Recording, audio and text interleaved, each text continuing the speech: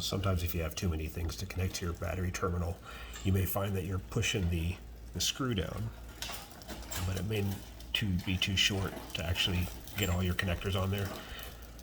So one thing you can do is you see this little piece down here, it actually moves.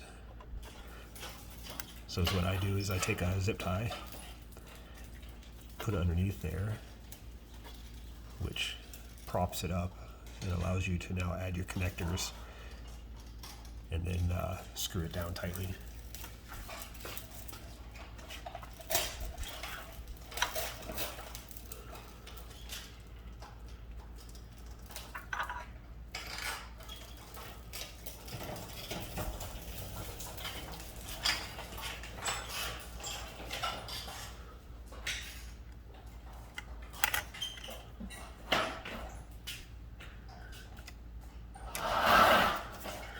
Which allows it just to catch that little bottom fastener. And then once you tighten it up, you can just pull it out, and there you go.